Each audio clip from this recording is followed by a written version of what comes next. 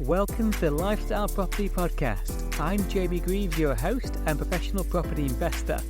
I'm here to bring you insights, home truths and powerful stories about what really goes on in property investment, business and growing your dream lifestyle. Are you ready? Let's get into it. Welcome back to Lifestyle Property, and today is an exciting interview with George and Hannah Dugard. George and Hannah have done amazing in the past 6 years. They've built a portfolio from scratch and a deal sourcing business from scratch. They've secured their financial and time freedom, and at the time of recording this interview, it was in late December 2024, and they're just about to move their young family over to Spain to enjoy what they've built. It was an absolutely amazing interview where George and Hannah were very, very honest, packed full of insight. They're wonderful people. They've given so many great tips and insights to help you, and we absolutely align with so many of the lessons I share on this podcast. So take a seat, get your notepad, pen and paper out. This is an amazing interview with two brilliant people who have done far more than what they ever set out to. It was a beautiful conversation.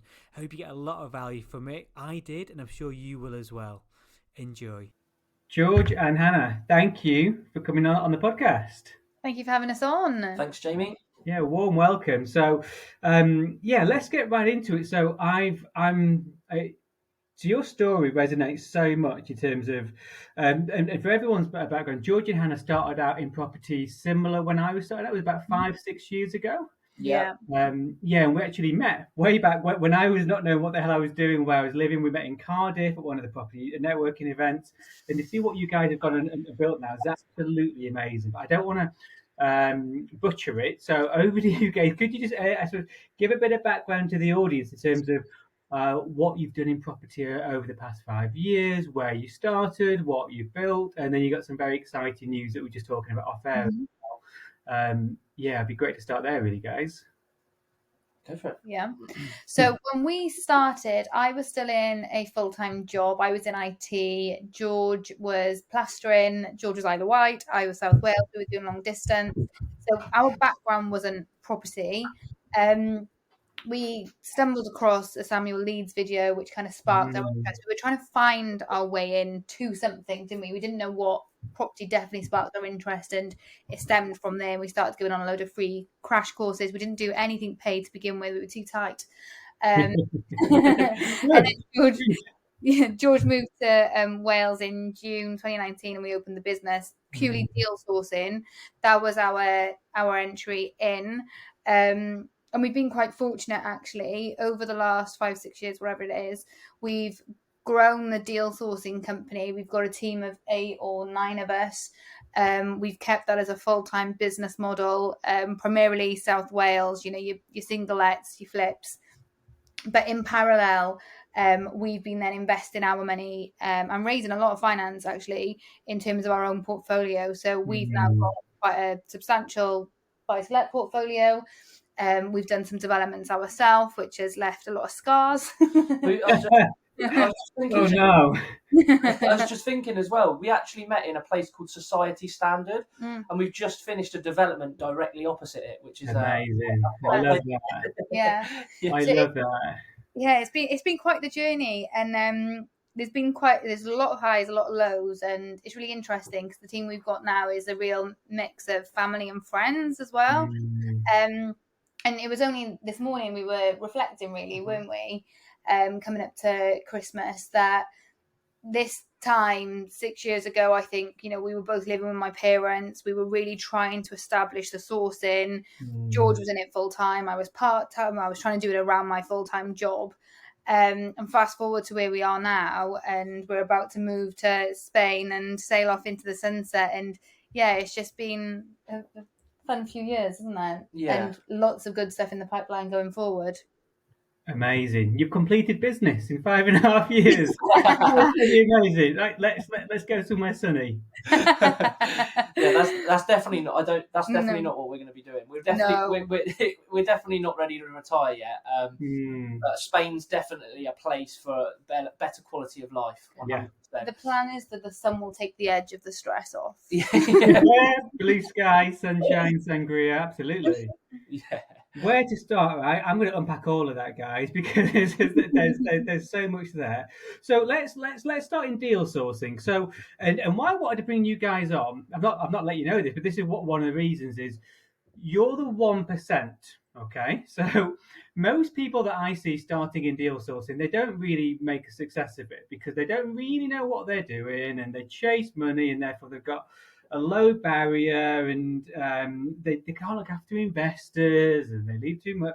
Whereas you guys have cracked it, and the only people I've ever recommended to go to deal sources in the past 5 years are you guys because there's consistency. So how and why do you think you guys have built that business from a standing start in the past 5 6 years? Because it's looking from the outside, it's really impressive.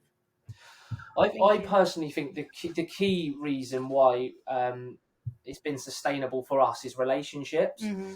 So we've always massively focused on our relationships in two areas, mm-hmm. our agents and our investors.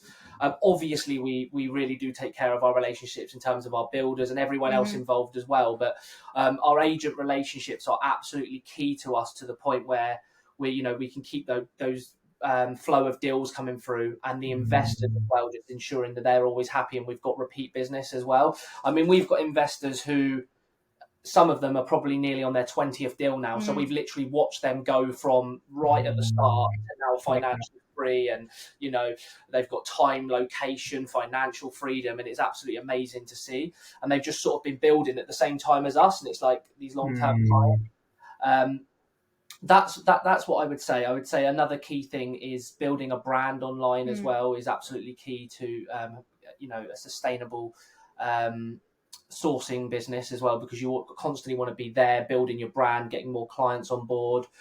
That's probably what I would say is key, and ensuring that you've got the systems and processes in place as well, and building them up effectively at the same time as your team. Mm-hmm.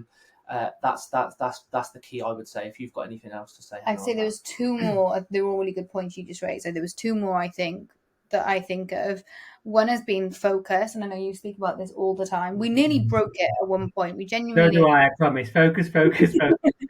We nearly broke it because we were doing sourcing, and at one point we kind of promised the world we could source any deal, but we were definitely doing rent to rent. We were doing refurbished finance, and we were trying to find flat conversions, and we were project managing the refurbs, and at one point we were going to open a construction company, and we were going to open a letting agency, and we were trying to be the full package, but we were being a jack of all trades and a master of none. And that's when we got a mentor, and when we stripped everything back and purely then just started focusing on just the sourcing, you could almost create a bit of a cookie cutter effect then, and we became the experienced ones, the knowledgeable ones in what we were doing. So I think that gained a lot of trust with clients. And I think the other thing as well was a lot of sources, and I understand why, because they go into sourcing as the low barrier into property, but a lot of them are chasing that fee and then probably spending that fee, and potentially too early as well. We're actually doing what we're saying we're doing. We're not just sourcing a deal for a client trying to make a quick buck. We're also buying those deals ourselves. We're doing that same investment model. We're doing the exact same thing as clients. So we understand the pinch points.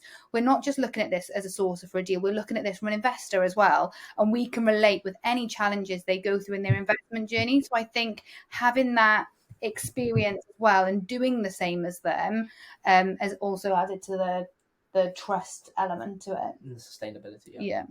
Yeah, I honestly don't think I need to do a podcast, because everything that you just said there is what I said, and it's reassuring, and it's really consistent, because we've not spoken about this before. I'm not sure if you've listened to any of my podcasts, but I've said on it's countless podcasts and webinars, focus on one strategy, make it your baby, go an inch wide and a mile deep, become known for it, because every deal gets better, right? And we can cut, copy, paste, and they all work, right? SA works, HMO works, this works. But when we try and do shiny penny, and they're doing that, and they've got that many likes or that many profit, we then lose our focus, and it all goes wrong. And then you've sought help, you've got a mentor, because we don't know what we don't know, and you've looked after others. You've been very ethical, because relationships, which is the highest form of currency. So we could probably end the podcast there, right? Because that's if people do exactly that, whatever strategy they choose, they'll build the kind of portfolio that I've gratefully built and you've gratefully built. But so many don't, because they chase the penny and they chase the money and they don't look after others. And the thing is that's not to say we still don't have those battles. We have them every single day. We see someone doing something that looks very interesting, and me and Hannah have the discussion, and then we always come back to actually let's stay focused. So we always do. We always see things and we're like, that just seems better. That just seems like easier. That seems quicker. And the grass isn't greener on the other side. You just got to stay focused on your thing and create a replicable model that you can just focus with, and you'll get success. 100%. Let's. This will be like group therapy, guys. Let's go into your scars. So you said that you were sourcing and building your own portfolio, going well, buy-to-lets and flips, and then you moved into development, and that's where some of your scars have been. So what happened? Yeah, this will be like a therapy session.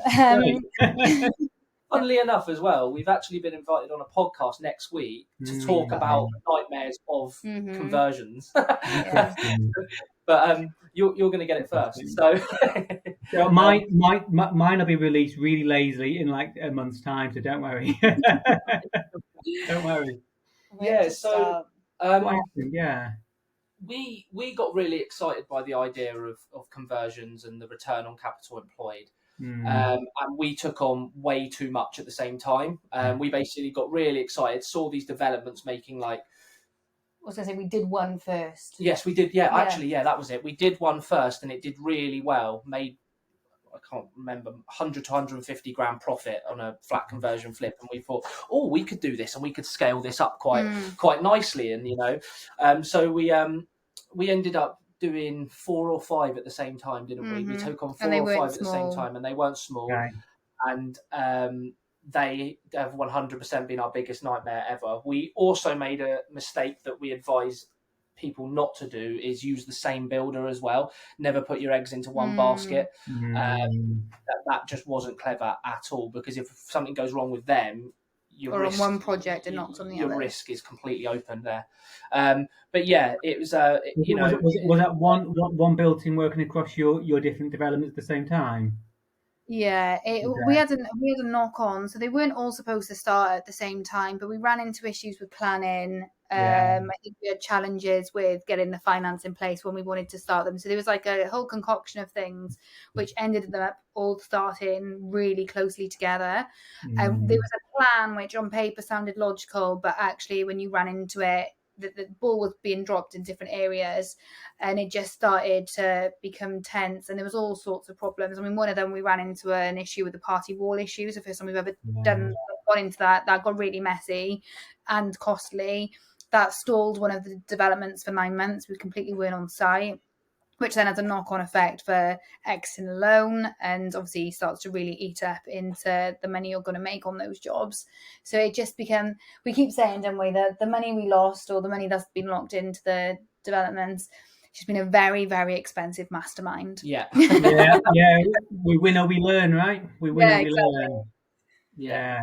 It's interesting because it happens to all of us. Happens to everyone, because we think there must be an easier way. Because I can imagine the mindset of once we nail something. So you've nailed buy-to-lets and you've nailed BRR, you've nailed flips. But I don't know if it's boredom or we feel that there must be an easier way. So we start to look over. But yeah, you're right.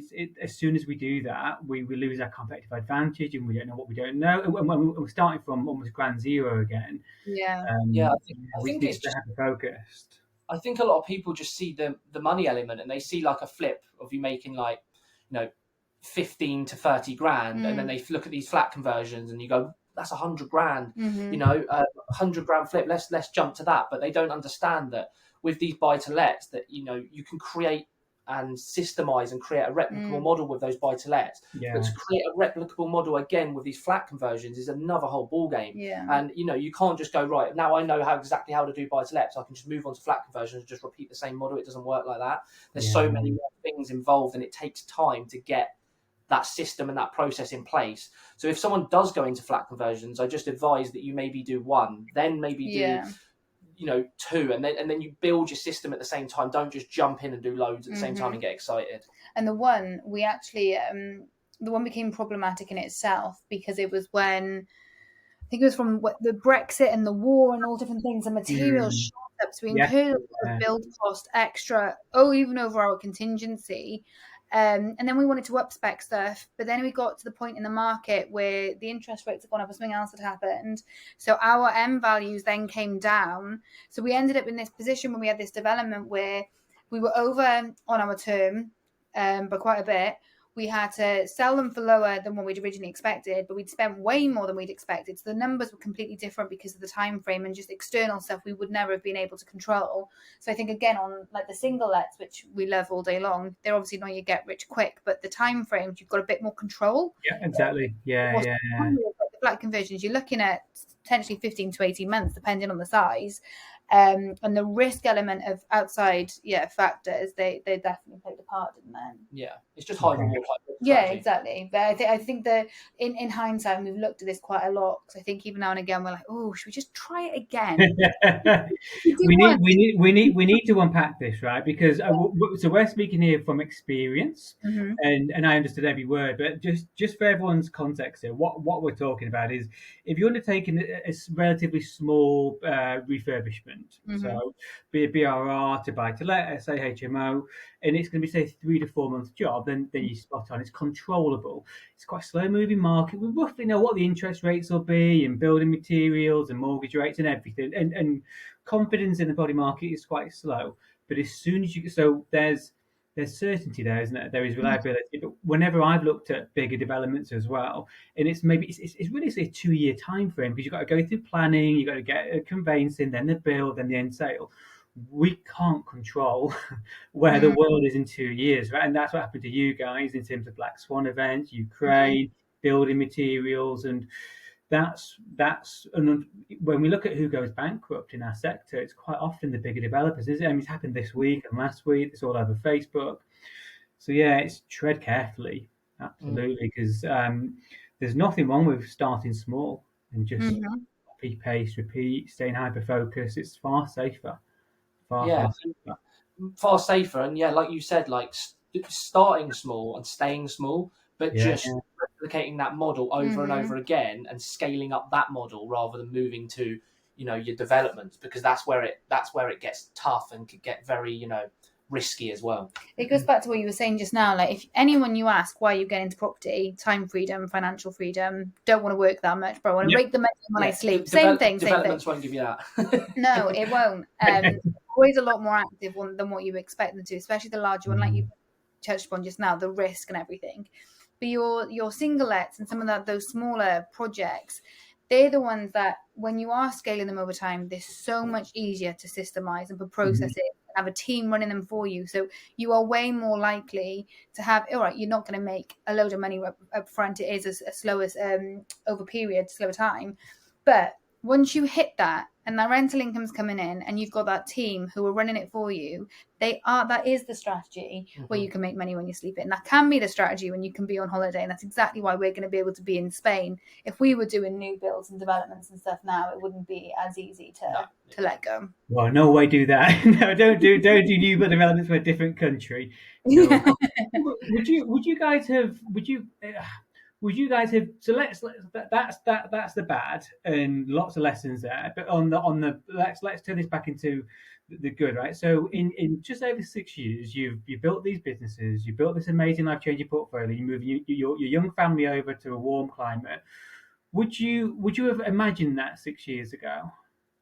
No, not even close. I honestly remember like times 6 years ago where Hannah and I would be speaking and our goals were like, it'd be amazing to have 3 or 4 properties to retire on, and have the rental income from that. We wouldn't have thought for a second that we would be able to relocate in Spain and still have a business that's running like clockwork from there. No, it has been a great journey, and where we are now we are super proud of. Oh yeah, 100%. And the benefits that come with it as well, because I think we also take for granted some of the stuff that we do have. Like, for example, my parents work for us, But that really helps, not just with, that trust and the relationship inside work, but they have our little boy quite easily in terms of like childcare, because of it's within control of all of us. Yeah. And I think sometimes just little things like that, they help so much. And that's coming from a place where my dad would literally tell me, right on day dot, do not leave your IT job, don't do this, don't do that, too risky, blah blah blah. And then it came full circle, and he ended up working for us as well. So it's just like the personal life aspect from it as well, isn't it? And very proud of what we've done. So let's talk about you two personally for a second, okay? So I have it very often with my mentees, people that I work with. They don't know whether they should go into business with their partner because it can be, so if you're spending all day together, and it can be difficult, and it's fascinating, like, because some people can and some people can't. What do you think it is that's made you guys work well together, and what advice would you give to people who are wanting to build something together within their life partnership? I think a key thing is communication. So if there is ever it's the same in a relationship as it is in business. Whenever there's an issue or you have an issue, you've just got to communicate and get to the bottom of it and work out what it is. But I personally find it amazing the fact that myself and Hannah have the same life goals, and we're working on it together. In my opinion, it actually strengthens the relationship. And you're almost like on this journey together. You both want, for example, we both want to move to Spain. How are we going to do this? How are we going to plan our finances? How are we going to plan our time? How are we going to make this happen? We're working as a team together to make that happen, and it's an amazing thing, being able to do that. I do understand that obviously it can be quite difficult for some people, especially if they go in and they have exactly the same skill set as well, and they clash. What's amazing about me and Hannah is we have completely different skill sets, so they both work, and we drive different departments. So that really does help. Who does what for you guys? Who leads which department? Sorry. George is the sourcing king. Yeah. George is sales. Yeah. Okay. You're now a king. Well done, George. I was going to go and then move on. George, you're sales, aren't you? You're sales, and you lead the team. Sales and marketing. Sales and marketing, yeah. And then I do more process, finance. I spend more. George is Dugard Property. I'm Dugard Holdings. Pretty much, although George will run our projects. I kind of sprinkle the admin process oversight of business, I guess, of Dugard Property, but run Dugard Holdings. You sprinkle the projects on Dugard Holdings, but run Dugard Property. Yeah, that sounds about right. Makes perfect sense. So George is more of the kind of big picture creative, and the more the person that makes it happen and turns it into reality. Yeah. Yes. Yeah. Yeah. But it's so important, because if we do, so advice for podcast is, this is what we want within any kind of business partnership. We want to have shared trust, common values, but then complementary. We need people who have got different skills, and that's our 1 + 1 = 3. Yeah. We were listening to something the other day, actually, wasn't it? And they're like, the perfect business partner, I guess life partner as well, is your strengths is their weaknesses, and vice versa. So you can bounce off each other. But right at the beginning, I think we found it difficult, really, didn't we, to find our feet, because we were both so excited that we were trying to do the same thing. Yeah. It was like we didn't know where our skills were, did we? We didn't. We were just both doing everything, and then we just like trying to suss it out. And then you just naturally ended up falling into like where we wanted to gravitate it towards. Because at the end of the day, you're never going to really be truly successful unless you're doing what you're passionate about anyway. And then we ended up falling into these things that we loved, and we were like, right, this is working. This is working. Yeah, honestly, it's funny. This conversation, it's like, this is what I'm having all the bloody time. I said, find what you love, and then whatever we enjoy in business, we get really good at it, and then we look like geniuses, but we're just in our flow, like finding deals or doing refurbs or the systemization. That's how we really progress. So let's kind of, I want to go through the kind of highs and lows again. So what would you guys say are your, because it's an amazing journey, and it's really rare to get to your position within 6 years. Okay, so from everything you've done, I'm going to put you on the spot. what would you say were your biggest wins, or your best deals so far? Biggest wins. it's difficult to pinpoint a certain win, isn't it? And I feel like this is something we're definitely not the best at, is celebrating our wins. We sometimes have to kick ourselves into shape with that. I know what our biggest win is. Go on. Literally recent. What was the offer we had accepted yesterday? Yeah, that is a big win, right? But that's not over the line yet. I wouldn't say that's like a really big win. I would probably say our biggest win is the fact moving to Spain and having that, creating that life for us and our family, and that has been created. The visa, everything, the visa has been created from the business we've got. The fact that everything to do with it has been created. The money side of it, everything has been created by the business we've created. So I think our biggest win is moving to Spain, I would say.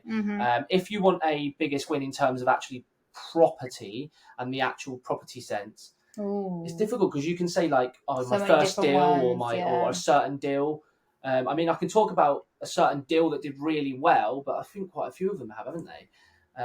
It's a difficult one to pinpoint what the top. This mindset's fascinating because you're so driven. I think you need. Yeah, we're not. Often driven people aren't. I'm the exact same. I must celebrate a big win for 30 seconds, and then I'm on to the next solution. But really bad for it. Yeah. Okay. Well, I'm going to answer this one for you guys then. So by far and away, your biggest win is it sounds like you've built a life-changing portfolio. You've started a family, and you're moving your family and your business over to sunnier climates within 5.5 years. Yes. Let's answer that one because it's amazing. But are there from those? Are there any kind of deals which you're incredibly proud of? So actually, property deals. It might be your first one. It might be your biggest one. It might be your latest one. But is there any particular deal which stands out to you? Or have you done too many? You can't remember them. We know everyone. Do you know what? The one that a lot of people don't actually think about, I can talk about. And it's a below market value turnkey deal. We bought the property for £85,000 on bridging. So we bought it with bridging finance. We didn't spend a penny on it. We waited 6 months and refinanced at £125,000. And we've done that quite regularly with properties. We call them buy refinance deals or below market value turnkey deals. A lot of people don't like the idea of it because they think, if I haven't added value, how am I making that? But it works. And as long as you've got the comparables and you can evidence that you have got that property below market value and waited 6 months, because lenders typically want to see 6 months go by because they can't get it in their head that you've managed to get it so cheap. Let's dig into this deal then, because there'll be someone listening who also can't get it into their head. Okay, so we talk about in property circles buy refurbished refinance where we're adding value, but here George and Hannah found a property that's already in good condition, but you bought it drastically below market value. How have you acquired those so below market value? So, to be honest with you, this one was off market, but a lot of them and it was from a client of ours who we previously sourced the deal for a long time ago. We sourced it to him for like £50,000, and he spent like 15 on it back in the day. It was a long time ago, and I think he refinanced out at something like 90. But he was looking to put his money into a project, and he seriously needed some money quickly. So he was happy to. He just contacted us and goes, "Have you got anyone for this? By the way, 85 grand I'll take for it. It's worth 125." And we were like, "We'll take it." So that was off market. But to be honest, we find them on the market all the time. It's just it's getting used to your area and getting experienced in your area and knowing that you've seen a property on for 120. That's not worth 120. That's worth 150 or 160. And you just get the comparables and everything, and you do your analysis as you would with a BRR, but without the refurb. And you pretty much, you can find them anywhere. Some people just want to get things gone quickly, and you don't know people's motives, do you? Yeah, exactly. I love your answer, George, because it goes back to exactly. See, we don't need to do the podcast. 20 minutes ago, we said focus and relationships. Yeah. This is what it is, because this is exactly what I teach my guys as well. When we're focused on our area, we get to know our goldmine area, and you'll spot things exactly that. So hold on a minute, how is that on for that? And then relationships, because you've clearly looked after your client there in years gone by, that you're the first people he's picked up his phone to. And just to give the listeners a true insight, most people selling a property in the UK or globally, they want maximum price for it, but not all. Not all. Some people here, in that example, value reliability, speed is more important for them than price. So we need to open our mind up to this, which is crazy. Would you thought that kind of deal was possible 6 years ago when you were starting out? Probably wouldn't have made sense to me. Wouldn't have made sense to me, and I probably wouldn't have had the confidence to do it as well. You need to. That's the thing with these types of deals. You sort of have to have the confidence to begin with. I feel like below market value turnkey, because it makes sense to people, buying a property, adding value, and then refinancing on the uplifted value. But it's difficult to make sense of not adding value and getting it so cheap. I was going to say, sorry, go on. I was going to say, and the added complexity of it is lenders don't get it. Yeah. Oh, they hate it. Yeah. You're starting out and you're trying to get your head around it. If you've got a lender pushing back on you and they don't understand it, like for example, we could have bought that house for 85. If we tried to remortgage that the following month, the value would have been 85. They would have said, you haven't done any work, you've just bought it, it's worth 85. The reason you have to leave it that 6 months is so that it opens up to the comparables and not looking at purchase plus works done. So if you're nervous, and then you realise the lenders don't fully understand it, it goes back to you have to have the confidence to really roll that out. Yeah, and that going back to your question, when you first start, you definitely don't think that deals like that are available. But once you get into it and you learn your area and you focus and you see them all the time. I see them all the time. We sourced one to a client the other day, 85 grand purchase. And he's just messaged me the other day saying he hasn't done any work and he's refinanced at 130. And it's unreal. We source these kind of deals, and a lot of people don't get it, but the people that do are just like, I only want them. It's so easy. I bet you're going to have a long list of people reaching out to you now, which is the whole point. So for everyone listening, we it's funny because I promise. So while George and Hannah knew, so we knew each other from 5.5 years ago. We've not spoken before this podcast. We've jumped on and I've asked open questions, and you've come on and you said focus on your area, stay high, focus on your strategy, build relationships, look after other people, get a mentor, seek advice. And this is how we do property. This can accelerate our learning so much, because I don't think I'd have thought deals like that were possible 5.5 years ago. But we bought many a deal that's no money left in, and we've barely done anything on it. It's just bought it well, father time, done comparables, boom, and it looks like magic, but really it's just come through exactly that: focus, relationships. Jamie, I like the way you keep taking the listeners back to that structure, because it's so true. What you're saying, if you want to succeed in property, you've got to stick to those things that you're saying. And if you look on our Instagram channel as well, I'm constantly saying the same things. I'm constantly saying, focus on your area, stay focused, focus on relationships and strategy, and make sure you just don't get the shiny penny syndrome. Do you know what the challenge is though? Everyone always thinks they're different. So everyone will still go, sounds great, but this looks better. Yeah, like we did it. We had people preaching the same advice, but we still went off and did our own thing. Everyone still goes, yeah, understand it, but they don't understand the reason we're saying this until they go through their own pain. Yeah, I wonder why that is. Why are humans like that? Because we also I veered away from my strategy for a while and veered away from what I was doing, and then almost came at a massive loss before I realized, well, hold on, I teach the opposite of this. And what am I doing? There's almost a human, this human psychology behind it. But it's funny. I say the same 5 things on my socials every week, and it's because this is what works. Stay hyper focused. So we've covered biggest mistakes. I don't want to bring those up again, because they are harrowing when you go through there, because it's uncontrollables. Are there any tips you've got for guys? Alongside what we spoke about focus, we spoke about teamwork, getting a mentor, building relationships. But for someone who's just starting out and they've maybe done their first deal or not done a deal yet, they're still in that phase where we've all been of like, what area, what this, what that. What advice? And given that you've built this business, built the portfolio, and now you're moving abroad, which is beautiful. What other tips would you give to people to help along their way? I think a big thing that we definitely take more into account now, I think especially when you're starting off, you think you can take on everything. Even if you're focused and you're just doing the one thing, you don't realise, and it's always the same thing, you're saying yes to something in that moment, or you're taking something on, you've offered on that property because you think you've got that time in that moment.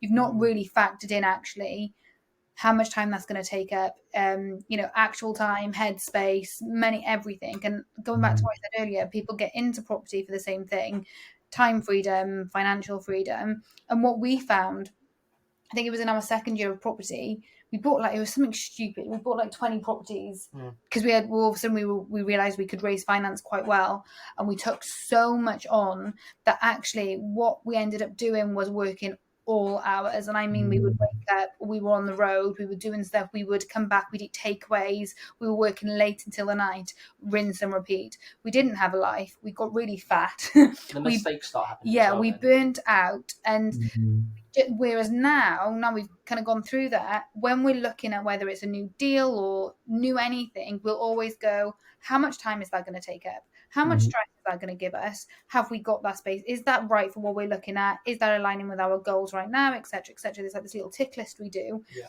And I think for anyone else starting out, I'd like them to be more aware of stuff like that because of the burnout stage. And I feel like so many people go through it. Such a horrible place to be in, but it comes out of, I think, excitement and drive, and not realizing actually, yes, you may have done one refurb really well, doesn't mean you can all of a sudden do 10. And it's just being able until the systems, exactly. Yeah. So it's just knowing when to curb that drive for your peace of mind. I would. Do we think that's avoidable? So I did the same. Right? We did the same. We bought something like 18 properties in 18 months, but they all happened to land at the same time, right? So we bought them months apart, but then they're all completing on the same week, and they got refinanced. But this is because you're clearly very driven people, as am I, and driven people go into business. But do we think there's a way of building a portfolio without that self-sacrifice, without that burnout stage? It's difficult because I remember when we started raising finance, and when we had people approaching us with us, our mindset was, we have to use it, because what if we don't get that opportunity again? Or we have to take this property, because what if we don't hit those parameters again? But it's actually being able to realize that there will always be more deals, and there will always be finance for the right deal. And I think, our problem came out of thinking we had to do everything at once, because if we were getting so many opportunities and we couldn't say no. A lot of people's training and social media goes that way as well. It's like, say yes to everything, say yes to every opportunity, and it's being preached out there, but that is not the way. You're going to end up burning out, and you need to be working in a sustainable way of how your mind works. It's harder to say no, but it's way more powerful.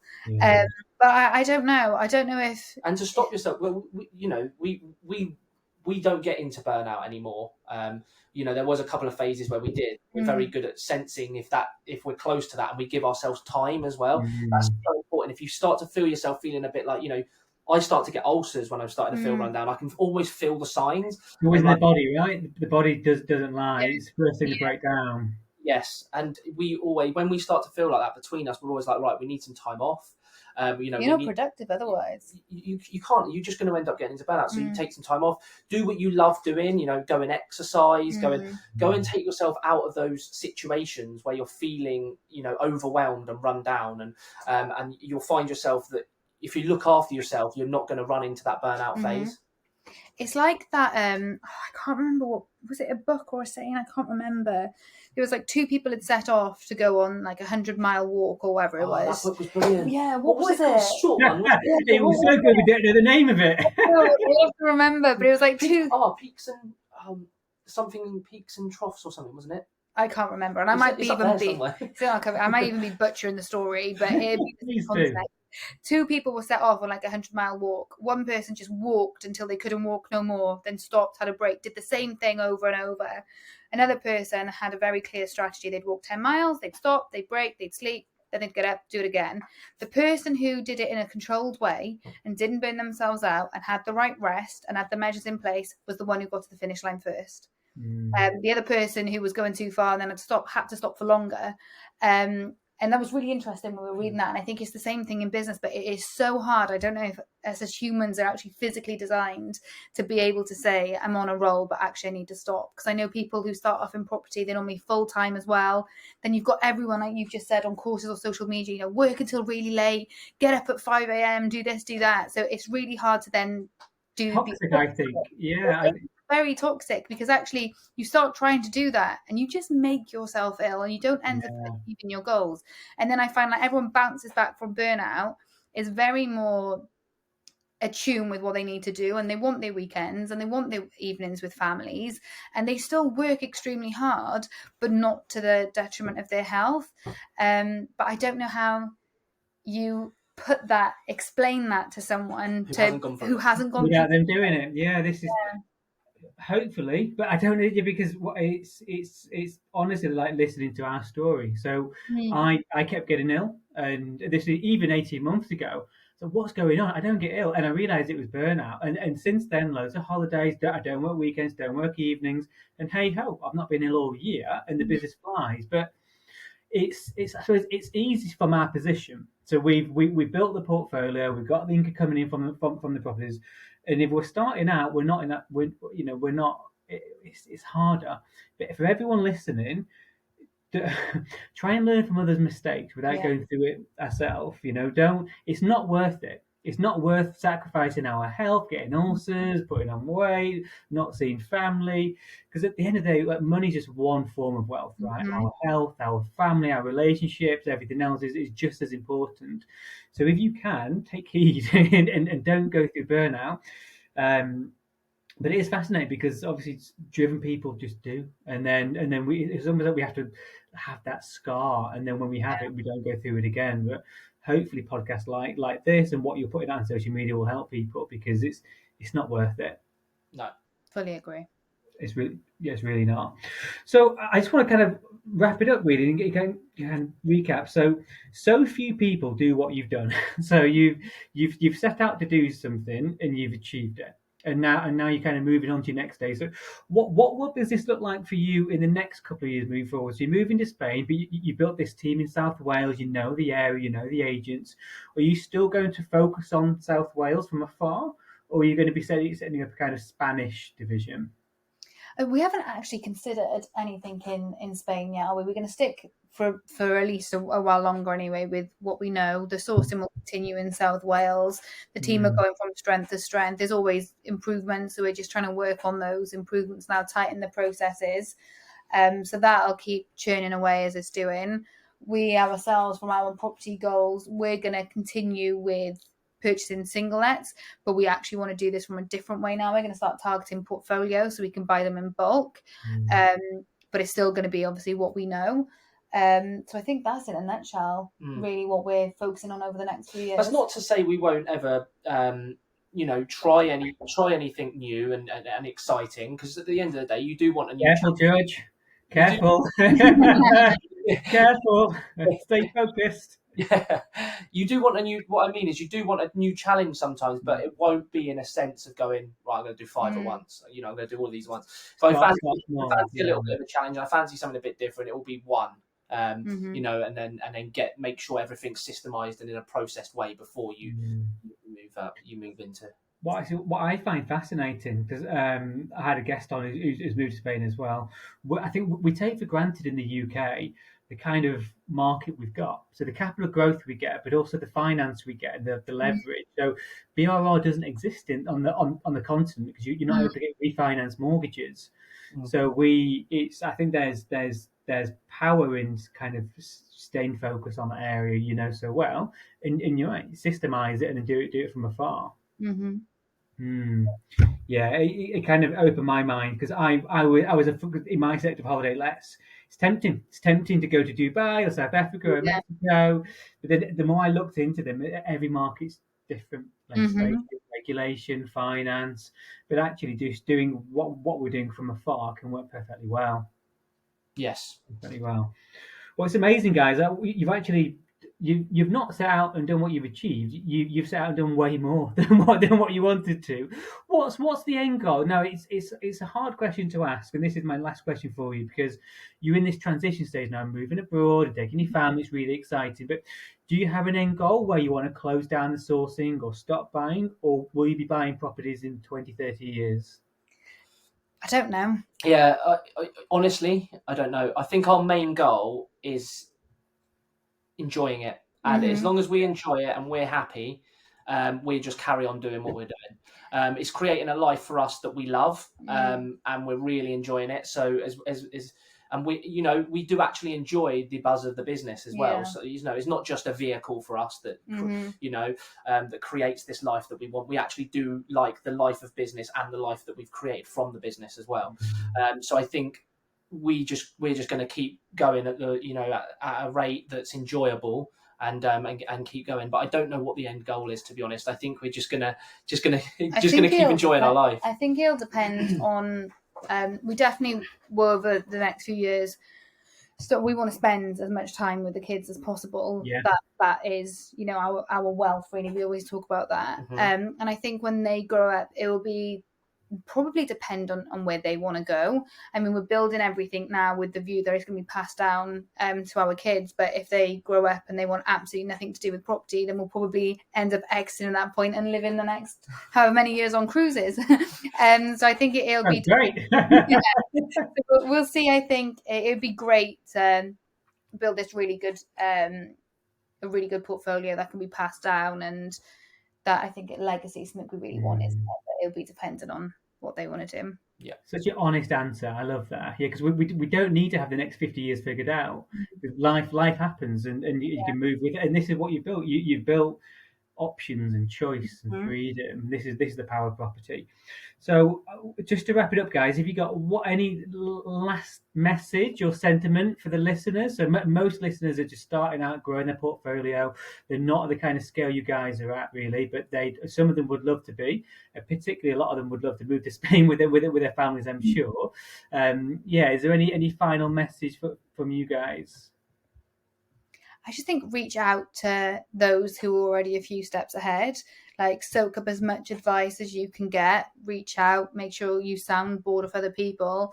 We've been quite fortunate that we're in this together. Like, property is far from plain sailing. Business in general, life in general isn't. And we've been quite fortunate, whereas the two of us, if one's down or if one's having a hard time, the other one can pull the other one back up.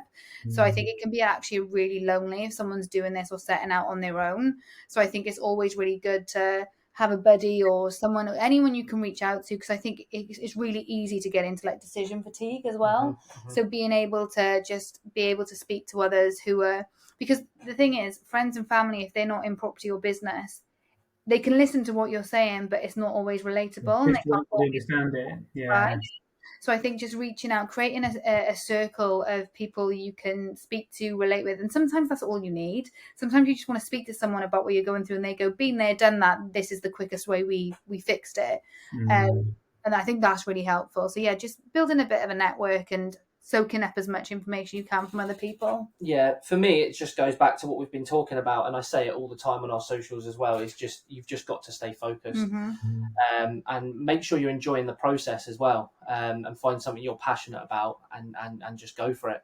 That would be my key thing. I've found as well that a lot of our success, a huge amount of our success, has definitely come down to social media as well. But you need to do it in a certain way. You can't start getting too obsessed with social media. It needs to be a part that's used in your business, and being consistent on there is phenomenal. It's done wonders for our business as well. So I would say that's a key point for people starting as well. Perhaps a podcast for a different time. Yeah, we've not really touched upon marketing, but yeah, it's a great insight. And what I've certainly learned is that it's a team game. Property, business, and life is a team game. When I was losing money early on, I was trying to figure it all out myself, and people try and figure it out on Google. But yeah, just get around others. Well, thank you guys. It's amazing to hear. Hope the move to Spain goes well. I'm sure it will. Keep doing what you're doing. Keep fighting the good fight, George. You keep saying what you're saying on your socials. I'll keep saying the very same thing on mine. One day we'll perhaps create a T-shirt brand, and people might actually listen. Yeah. Amazing. Well, thank you guys again, and speak soon. Thank you for your time. Thank Brilliant. you. Thank you very much. Thank you for listening to the Lifestyle Property Podcast. If you've enjoyed this episode, I'd love it if you could leave us a review so we can reach and help more people. I'll also be giving one person who leaves a review a free family holiday to one of our luxury holiday lets. Thank you, and see you next time.